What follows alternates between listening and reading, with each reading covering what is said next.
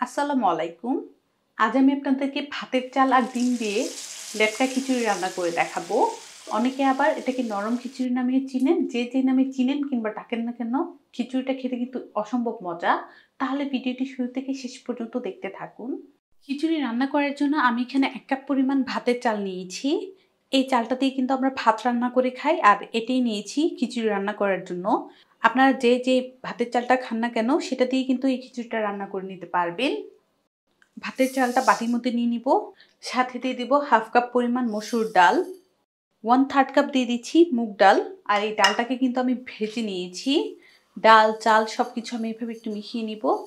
তারপর ভালোভাবে ডাল আর চালটাকে ধুয়ে নিব। চুলার মধ্যে আমি একটা কড়াই বসিয়ে দিলাম, আর এই কড়াইয়ের মধ্যে ডাল চালটা দিয়ে দিব। ডাল চালটা দিয়ে দিলাম। এখন এখানে পর্যাপ্ত পরিমাণ পানি দিয়ে দিচ্ছি। যেহেতু আমরা নরম খিচুড়ি রান্না করব, তো পানিটা কিন্তু সেই পরিমাণেই দিয়ে দিতে হবে। দিয়ে দিব 3টা তেজপাতা, আর তেজপাতাটাকে এইভাবে ছিঁড়ে দিলাম। 1 চা চামচ রসুন বাটা আর 1 টেবিল চামচ আদা বাটা। 3 টুকরো দারচিনি দিয়ে দিচ্ছি। দিয়ে দিব 5-6টা এলাচ। 1 চা চামচ পরিমাণ দিয়ে দিচ্ছি হলুদের গুঁড়া। 1/2 চা চামচ দিয়ে দিচ্ছি ধনিয়ার গুঁড়া। 1/2 চা চামচ দিয়ে দিব লাল মরিচের গুঁড়া। ঝালটা কিন্তু আপনাদের পছন্দ অনুযায়ী বাড়ি কমিয়ে নিতে পারবেন। 1 চা চামচ পরিমাণ দিব লবণ। সাথে একটা মিডিয়াম সাইজের পেঁয়াজ কুচি দিয়ে দিব, আর পেঁয়াজটাকে একটু ছাড়িয়ে দিব। দিয়ে দিব একটা টমেটো কুচি, আর এই যে টমেটোটাকে ঠিক আমি এভাবে কুচি করে নিয়েছি। টমেটোটা হাতের কাছে থাকলে দিয়ে দিলে কিন্তু খিচুড়িটা খেতে ভালো লাগবে। সব কিছু আমি একটু নেড়ে দিব। একটা ঢাকনা দিয়ে ঢেকে বলক আসা পর্যন্ত অপেক্ষা করছি। ঢাকনা দিয়ে ঢেকে বলক আসার জন্য রেখে দিয়েছিলাম। বলক চলে এসেছে। হাতলটা দিয়ে আমি আবার একটু নেড়ে দিব। আর এখন চুলা আঁচটা আমি একদম লোতে করে দিব, যেন ডাল চালটা সেদ্ধ হয়ে যায়। আর এখানে আমি 2টা মিডিয়াম সাইজের আলু ঠিক এভাবে কিউব করে কেটে রেখে দিয়েছিলাম, এই আলুগুলোও দিয়ে দিব। আবারও হাতলটা দিয়ে আমি নেড়ে দিচ্ছি। নেড়ে দিলাম। ঢাকনা দিয়ে ঢেকে চাল ডাল সেদ্ধ হওয়া পর্যন্ত অপেক্ষা করব। ঢাকনা দিয়ে ঢেকে 15 থেকে 20 মিনিট এভাবেই বসিয়ে রেখে দিয়েছিলাম। ঢাকনাটা উঠিয়ে নিলাম। আর এই যে দেখুন, ডাল চালটা কিন্তু অনেকটাই সেদ্ধ হয়ে গিয়েছে। এখন যেটা করতে হবে, ডাল ঘুটনি দিয়ে এটাকে একটু আমি ঘুটে দিচ্ছি। যারা আস্ত আলুটা রাখতে চান, এই পর্যায়ে আলুটা দিবেন না। যেহেতু ডাল ঘুটনি দিয়ে ঘুটবো, আলুটা কিন্তু ভেঙে যাবে। আর আমার কাছে ভালো লাগে যখনই ডিম খিচুড়ি রান্না করি, আলুটাকে যদি এভাবে খিচুড়ির সাথে ভেঙে দেই, খেতে কিন্তু ভালো লাগে। আচ্ছা, তাহলে কি করবেন, ডাল ঘুটনি দিয়ে ঘোটার পর আলুটা দিয়ে দিবেন, তাহলে কিন্তু আলুটা সেদ্ধ হয়ে যাবে। আর এই যে দেখুন, ঘুটনিটা দিয়ে ঘোটার কারণে কত সুন্দরভাবে ডালটা আর চালটা একদম মিশে গিয়েছে। এখানে আমি দিয়ে দিব 6টা কাঁচামরিচ, আর মরিচগুলোকে এভাবে একটু ফালি করে রেখে দিয়েছিলাম। তাহলে কি হবে, মরিচের যে ফ্লেভারটা সেটা কিন্তু বের হয়ে আসবে। আর যে এই ডাল ঘুটনিটা দিয়ে ঘুটেছি, ঘোটার কারণে কিন্তু আলুগুলো একদমই ভেঙে যায় নাই, কিছুটা কিন্তু রয়ে গিয়েছে দেখুন। আর খিচুড়ি খাওয়ার সময় যখন এই আলুটা সাথে নিয়ে খাবেন, খেতে কিন্তু ভালো লাগবে। দিয়ে দেবো 1 চামচ পরিমাণ ভাজা জিরার গুঁড়া। জিরার গুঁড়াটাও হাতলটা দিয়ে আমি মিশিয়ে নিচ্ছি। যেহেতু সব কিছু সেদ্ধ হয়ে গিয়েছে, এখন ঢাকনা দিয়ে ঢাকবো না, এভাবে আরও কিছুক্ষণ আমি রান্না করে নিব। যেহেতু বলেছি ডিম খিচুড়ি রান্না করব, তো আমি এখন ডিমটাকে রেডি করে নিচ্ছি।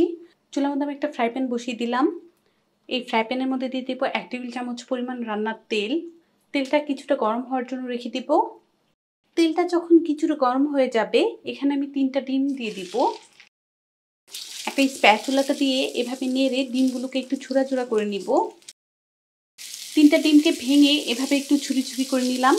ঝুরি করা ডিমগুলো এখন এই খিচুড়ির মধ্যে দিয়ে দিচ্ছি। আমি এখানে 3টা ডিম দিয়েছি, আপনারা চাইলে কিন্তু বেশি করেও দিতে পারেন। এখন সব কিছু মিশিয়ে নিব। এভাবে কিন্তু ডিম খিচুড়িটা একদিন বাসায় ট্রাই করে দেখতে পারেন।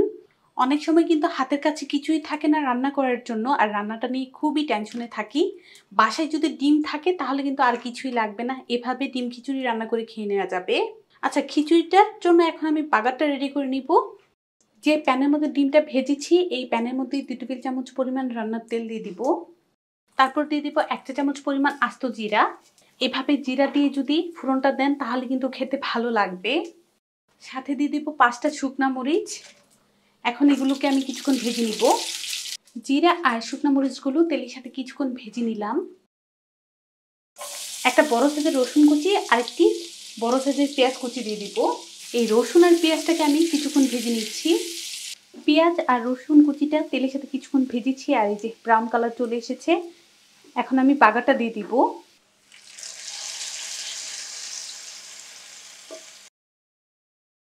সঙ্গে সঙ্গে কিন্তু একটা ঢাকনা দিয়ে ঢেকে দিতে হবে।